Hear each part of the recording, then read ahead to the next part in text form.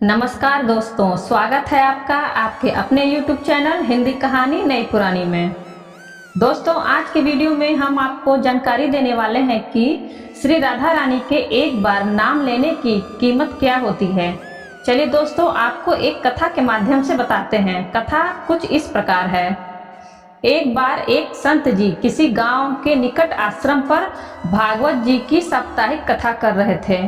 तीसरे दिन के वृत्तांत में वह कथा करते हुए बताने लगे, अनेक प्रकार के लोग जो पाप कर्म करते हैं उन्हें अनेक प्रकार के नरकों में जाना पड़ता है, लेकिन एक उपाय है जिसके द्वारा नरकों में जाने से बचा जा सकता है। कोई एक बार सच्चे हृदय से राधा नाम पुकार ले तो वह नरकों में नहीं जाता है। एक सेठ जी रोज आकर सत्संग सुना करते थे। सत्संग समाप्ति के पश्चात वह संत जी के चरणों में आकर बड़े जोर से रोने लगे। संत जी ने कहा, अरे सेठ जी क्यों रोते हो? तुम्हारा मन उदास क्यों है? सेठ जी रोते हुए कहने लगे, भगवान, आपकी कृपा से मुझे सब कुछ प्राप्त है, पर मेरे मन को एक बड़ी चिंता सताती है। संत जी कहने लगे, कहिए कौन सी चिंता है? सेठ जी कहने लगे, आज आपने भागवत कथा में नरकों का वर्णन किया है और वर्णन करते हुए बताया कि जीवों को अनेक पापों से नरकों की प्राप्ति होती है, लेकिन एक उपाय है जिसके द्वारा नरकों में जाने से बचा जा सकता है। तो प्रभु, मैं तो आपकी शरण में हूँ, रोज सत्संग सुनने आता हूँ। मेरे मन में तो यह विश्वास है आप संतों की कृपा से, भागवत की कृपा से मेरा उद्धार तो हो ही जाएगा, लेकिन मेरा एक छोटा भाई है जिसकी उम्र 50 साल है। वह ना सत्संग में जाता है, ना परमात्मा पर विश्वास करता है और ना ही प्रभु का नाम सुमिरन करता है। उसका उद्धार किस प्रकार होगा? मुझे उसकी बड़ी चिंता सताती है। मैं उसे बहुत बार समझाने का प्रयास भी करता हूँ। इस संसार के काम तो होते रहेंगे, तुम भगवान के नाम का स्मरण भी किया करो। तब वह कहता है, ऐसा करने से कुछ नहीं होता है, तुम भी मत किया करो। मैं जितना आस्तिक हूँ, प्रभु के प्रति जितनी मेरी आस्था है, वह उतना ही कट्टर और अनिश्वरवादी है। तब संत जी ने कहा, क्यों चिंता करते हो? एक दिन उसका भी उद्धार हो ही जाएगा। सेठ जी रोते हुए कहने लगे, हे भगवान, उसका उद्धार कब होगा? आप जैसे महापुरुष हमारे गांव में आए हैं, मुझे तो आप पर ही यकीन है, आप ही उसका उद्धार करके जाएंगे। अब आप कैसे भी कृपा कर मेरे घर आइए और एक बार तो उसके मुख से श्री राधा नाम का उच्चारण कराइए। तब सेठ जी की विनय सुन संत जी कहने लगे, कल सत्संग समाप्ति के पश्चात मैं आपके घर आऊंगा और उसे परमात्मा का सुमिरन अवश्य करवाऊंगा। दूसरा दिन हुआ, सेठ जी अपने घर गए। संत जी के आने का इंतजार करने लगे। आश्रम पर कथा की समाप्ति हुई। अब संत जी अपने वचन के अनुसार सेठ जी के घर पहुंचे। जैसे ही घर पहुंचे, सेठ जी ने बड़े श्रद्धा भाव से संतों का स्वागत किया। उन्होंने अपने भाई को बुलाकर कहा, संत जी आज हमारे घर पधारे हैं, उनका दर्शन कर लो। वह अंदर से बैठे बैठे कहने लगा, मुझे ना किसी संत से मिलना है और ना ही भगवान से मिलने की इच्छा है। तुम ही उनकी सेवा करो और तुम ही उनका पेट भरो। संत जी ने जब यह वचन सुने, सेठ जी रोते हुए कहने लगे, भगवान जी, देखा आपने, आपके सामने ही आपका अपमान कर रहा है। संत जी कहने लगे, सेठ जी परेशान ना होइए, सब कुछ अच्छा होगा। अब सेठ जी को दिलासा देते हुए संत जी पलंग से उतरे और उसके भाई के कक्ष में आ गए और उसके कंधों पर हाथ रखकर कहने लगे, और बताओ आज तक कितना कमाया? वह संत जी को इस प्रकार अपने नजदीक देखकर कहने लगा, अपना हाथ मेरे कंधे से हटाओ। मैं ना संतों को मानता हूँ ना भगवान को मानता हूँ। लोग जितने आस्तिक होते हैं, मैं उतना ही कट्टर नास्तिक हूँ। मैं भगवान को नहीं मानने वाला हूँ। आप मेरे नज़दीक क्यों आए हैं? संत जी कहने लगे, मैं तो अपना काम करने आया हूँ। संतों का काम होता है लोगों का उद्धार करना। आज तुम्हारे उद्धार का कार्य मिला है तो अवश्य करके ही जाऊंगा। वह सेठ का भाई भी बड़ा कट्टर था। वह कहने लगा, आपको किसी का भी उद्धार करना है कर लीजिए, पर मेरा उद्धार आप नहीं कर सकते। मैं कुछ भी नहीं करने वाला हूँ। सेठ के भाई को देखकर संत जी मुस्कुराकर कहने लगे, एक बार राधे राधे बोल दो। सेठ का भाई कहने लगा, मैं कुछ नहीं बोलूंगा। संत जी ने फिर कहा, राधे राधे बोल दो। वह कहने लगा, नहीं कहूंगा। फिर संत जी ने कहा, राधे राधे बोलो। फिर से वह कहने लगा, मैंने कहा ना मैं नहीं बोलूंगा। तब संत जी पुनः सेठ जी के पास आए और कहने लगे, अब आपने मेरे ऊपर यह जिम्मा सौंपा है, अब मैं जैसा करूंगा आप बीच में नहीं आना। आप सारे परिवार वाले बाहर जाकर बैठ जाओ। जब तक मैं आपको नहीं बुलाऊं, एक भी परिवार वाला इस कक्ष में न आए। अब इस प्रकार सेठ जी अपने परिवार सहित बाहर आकर बैठ गए। अब कक्ष में सिर्फ संत जी और सेठ जी का भाई था।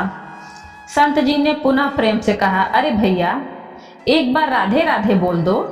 वह कहने लगा, मैंने आपसे मना किया ना, मैं नहीं कहता हूँ।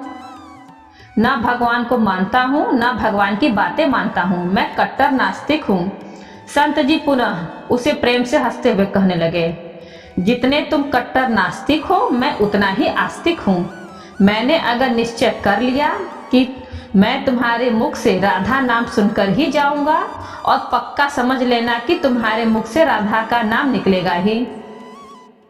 वह कहने लगा, आप कितना भी प्रयास कर लो, मैं एक बार भी नाम नहीं लेने वाला हूँ। अब संत महापुरुष होते तो बड़े दयालु हैं, पर लीला मात्र उन्होंने क्या किया, उस सेठ के भाई का हाथ पकड़ा और हाथ पकड़कर जोर से घुमाने लगे। अब वह सेठ ठहरा 50 साल का, वृद्ध अवस्था थी। संत भी वृद्ध थे, पर संतों के अंदर भक्ति का तेज होता है। उन्होंने जोर से उसके भाई का हाथ घुमाया और मरोड़ दिया। हाथ घुमाकर संत जी फिर कहने लगे, कहो राधे राधे। वह कहने लगा, नहीं कहूंगा। अब तो संत जी ने जोर से हाथ घुमाकर सेठ के भाई को जमीन पर पटक दिया और खुद उसके पेट पर चढ़कर बैठ गए। और संत जी फिर से कहने लगे, बोलो राधे राधे। वह फिर कहने लगा, नहीं कहूंगा। अब तो संत जी ने उसके दोनों हाथ पकड़ उसके पैरों को बांध दिया और कहने लगे, कहो राधे राधे। अब ऐसी अवस्था में वह सोचने लगा, यह संत तो मुझे मार ही देंगे। तब उसने बिना इच्छा के एक बार ऐसे ही कह दिया, राधे राधे। जैसे ही उसने राधे राधे कहा, संत जी ने उसके हाथ पैर खोल दिए। उसके बंधनों को छोड़कर बाहर आकर कहने लगे, सेठ जी आपका कल्याण हो गया, आपके भाई का भी कल्याण हो गया। सेठ कहने लगे, अंदर से बहुत तेज आवाजें आ रही थी। तब संत जी कहने लगे, आपने काम ही ऐसा दिया था। आपने कहा वह नास्तिक है, कभी कुछ बोलता ही नहीं है।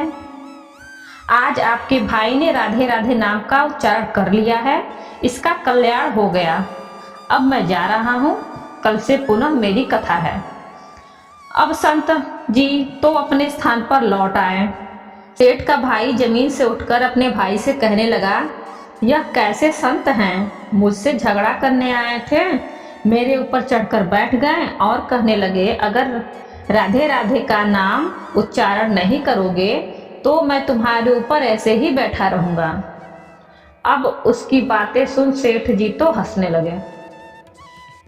वह हंसते हुए मन से भगवान को धन्यवाद देते हुए कहने लगे, हे प्रभु, आपके संत भी बड़े दयालु हैं, खुद कष्ट सहकर भी लोगों का कल्याण करते हैं। समय व्यतीत होता गया, मुश्किल से 5 या 6 महीने गुजरे होंगे। अचानक एक दिन छोटे भाई का देहांत हो गया। शरीर समाप्ति के पश्चात आत्मा शरीर से अलग हो जाती है। वह आत्मा ही ऊपर यमराज के पास जाकर सारे हिसाब किताब देती है। अब इस व्यक्ति का हिसाब किताब खोला गया। यमराज ने चित्रगुप्त से कहा, जो आज इंसान हमारे पास लाया गया है, इसका हिसाब क्या है? चित्रगुप्त कर्मों का हिसाब देखकर बताने लगे, हे भगवान, इसने अपने जीवन में कभी परमात्मा का नाम सुमिरन नहीं किया है, सदा पाप ही पाप किए हैं, इसे तो सीधे नरक भेज दिया जाए। जब यमराज के आदेश सुनकर जैसे ही उसे नरक भेजा जा रहा था, तभी चित्रगुप्त ने कहा, भगवान एक बात और है। यमराज जी ने कहा, कौन सी बात? चित्रगुप्त ने कहा, भगवान, एक बार संतों के कहने पर इसने राधा नाम का उच्चारण किया था, अब एक बार राधा नाम का उच्चारण।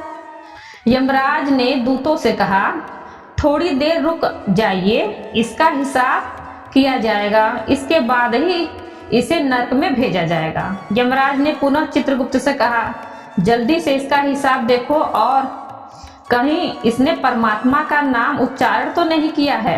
चित्रगुप्त ने फिर से पुनः सारा हिसाब देखा और देखकर कहने लगे, भगवान, इसने एक बार जो नाम उच्चारण किया है वह संतों के भय से किया था, दिल से भी नहीं किया था, और एक बार राधा नाम का उच्चारण किया है। अब यमराज जी विचार करने लगे कि अब एक बार राधा नाम का उच्चारण और सारा जीवन पाप में, अब क्या किया जाए? तब यमराज ने उसी इंसान से पूछा, एक बात बताओ, हम तुम्हें पहले राधा नाम उच्चारण का फल दे या तुम्हें नरकों में भेज दिया जाए?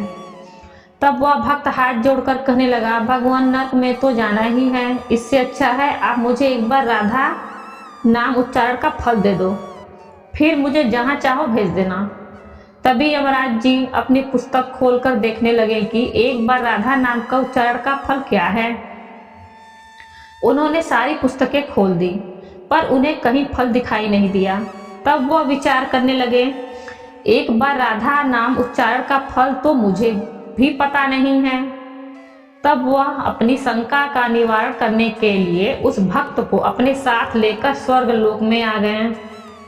स्वर्ग में आकर यमराज ने इंद्रदेव से कहा, हे इंद्रदेव, मुझे बताइए, एक बार राधा नाम उच्चारण करने का क्या फल है?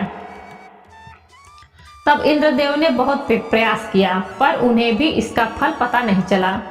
तब वह सब देवता मिलकर ब्रह्मदेव के पास आए। ब्रह्मदेव ने जब उन सबको देखा, तब ब्रह्मदेव उनसे पूछने लगे, यह आपके साथ इंसान कौन है? तब इंद्रदेव कहने लगे, भगवान, इसने एक बार राधा नाम का उच्चारण किया है, बाकी सारा जीवन इसने पाप किया है। हमें तो पता नहीं राधा नाम उच्चारण का फल क्या है, इसलिए हम आपके पास आए हैं। तब ब्रह्मा जी ने भी बड़ा प्रयास किया, राधा नाम उच्चारण का फल क्या है, अब उन्हें भी पता नहीं चला। तब वह ब्रह्मदेव कहने लगे, हम सब मिलकर इसे अपने साथ लेकर भगवान शंकर जी के पास चलते हैं। तब वह भगवान शंकर जी के पास पहुँचे। भगवान शंकर जी से प्रार्थना कर कहने लगे, हे महादेव, इस इंसान ने सारा जीवन पाप किया है, बस एक बार संतों के कहने पर राधा नाम का उच्चारण किया है। अब आप बताइए, एक बार राधा नाम उच्चारण का क्या फल मिलता है? तब महादेव जी ने बड़ा प्रयास किया, पर वह भी राधा नाम की महिमा को बता नहीं सके। तब शंकर जी कहने लगे, अब हमें भगवान श्री कृष्ण के पास चलना पड़ेगा, क्योंकि वही राधा तत्व को जानते हैं। ऐसा सोचकर सब देवी देवता भगवान शंकर के साथ मिलकर उस इंसान की आत्मा को लेकर भगवान श्री कृष्ण के गोलोक धाम में पहुँचे। गोलोक धाम में भगवान श्री कृष्ण राधा जी के साथ अपने आसन पर विराजमान थे। भगवान श्री कृष्ण ने सब देवी देवताओं का सम्मान किया और उनसे पूछा, आज अचानक से आने का कारण क्या है? तब भगवान शंकर हाथ जोड़कर कहने लगे, हे भगवान, यह इंसान, इसे धरती से लाया गया है। इसने अपने जीवन में अनेक पाप किए हैं, पर एक बार राधा नाम का उच्चारण किया था। यमराज जी पता न कर सके कि एक बार राधा नाम उच्चारण का फल क्या है। तब वह इसकी जानकारी लेने के लिए इसके साथ इंद्र जी के पास स्वर्ग में आए थे। फिर स्वर्ग से होते हुए ब्रह्मलोक आए, फिर ब्रह्मलोक से होते हुए यह मेरे पास पहुँचे। अब मैं इन सबको अपने साथ ले आपके पास लेकर आया हूँ। अब आप बताइए, एक बार राधा नाम उच्चारण का क्या फल हो सकता है? जब इस प्रकार बातें चल रही थी तब श्री कृष्ण के पास बैठी राधा रानी बड़ी जोर से हंसने लगी। तब श्री कृष्ण ने कहा, हे राधिका, क्यों हंसती हो? तब राधिका कहने लगी, हे भगवान, यह अभी तक राधा नाम का महत्व समझ नहीं सके हैं। तब भगवान शंकर जी कहने लगे, हे महारानी, राधिका के नाम का क्या असर है, आप हमें बताइए ना। तब राधिका जी कहने लगी, हे महादेव, आप खुद सोचिए, इस व्यक्ति ने एक बार राधा का नाम जपा, वह एक बार राधिका के नाम जपने से स्वर्ग लोक की सैर करके आया, ब्रह्मदेव का ब्रह्मलोक में दर्शन करके आया, आपके महादेव लोक में आपका इसने दर्शन किया है। आज एक बार उच्चारण के प्रभाव से यह आप सबको साथ लेकर हमारे गौलोक धाम में आया है, मेरे दर्शन और श्री कृष्ण का पूजन कर रहा है। इससे अधिक राधा नाम का और फल क्या हो सकता है? जब राधिका जी ने इस प्रकार एक बार राधा नाम का पूरा महत्व बताया तो यमराज कहने लगे, यह तो बड़ा अनंत फल है। जो व्यक्ति नरकों में जाने वाला था वह एक बार उच्चारण से सब लोगों की यात्रा कर भगवान श्री कृष्ण और राधा रानी के चरणों में उपस्थित हो गया है। इससे अधिक फल और क्या हो सकता है?